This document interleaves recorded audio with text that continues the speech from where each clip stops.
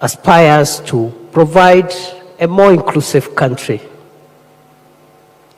and greater sharing of the wealth and the resources of Kenya to benefit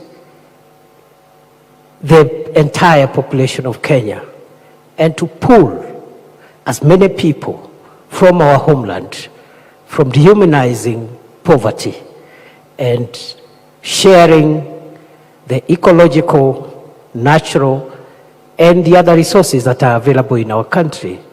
Made are the sentiments that are not only prevailing in Kenya, but also out there. And that's how it should be.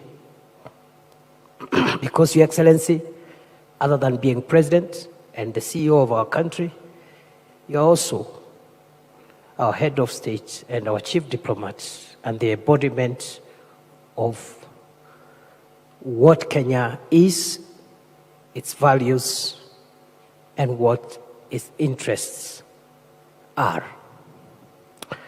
Your Excellency, this forum, and I want to congratulate the Foreign Affairs Ministry led by PCS Musalia and the PSs and everyone who has participated in this. This forum is a point of reflection and introspection on, number one, what is our national interest? And that question we will ask for as long as Kenya exists. It's not a one-off thing that we define and that's it. We have to keep on asking, what is our national interest? And as the ministry has presented in this, through this draft, and the stakeholders who prepared this draft, our national interest lies in some of the most sacred and bedrock principles that are espoused in our Constitution, including, but not limited to, the inviolability of our country. And everywhere, every inch of Kenya, where the flag flies and where the national anthem is sung, that space called Kenya is inviolable. It is the embodiment of our pride and should be protected at all costs. But it's also about our values, which is the software that runs Kenya, our culture and our aspirations. Thirdly, it's also reflected in the bottom-up economic transformation agenda and Vision 2030, which aspires to provide a more inclusive country and greater sharing of the wealth and the resources of Kenya to benefit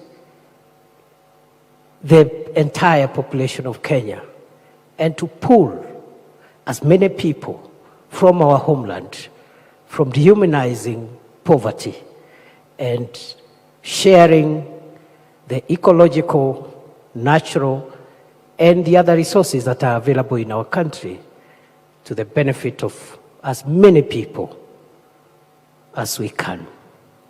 Your Excellency, that's the national interest, in my view. But it's also about the security and stability of our country. That leads me, as I move towards the conclusion of these remarks, to also say this, our national interest, is essential to our national survival.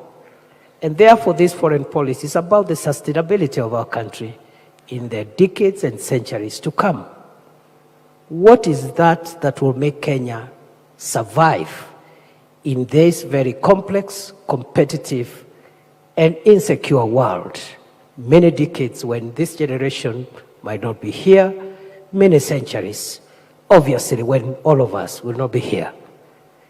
Is it not in making sure our country is stable as you continue to lead us, Your Excellency?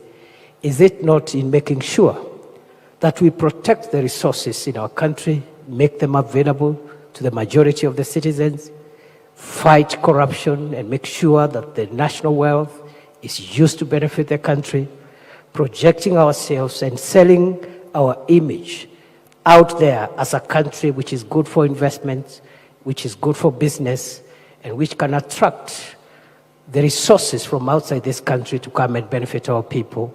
Those are the questions that this foreign policy review should help us answer. And therefore, I am very, very, very proud as a citizen of this country that we are reflecting on these things at a time like this, and at a time when we are witnessing many changes across the world, the stress around existing multilateral systems, the emergence of plural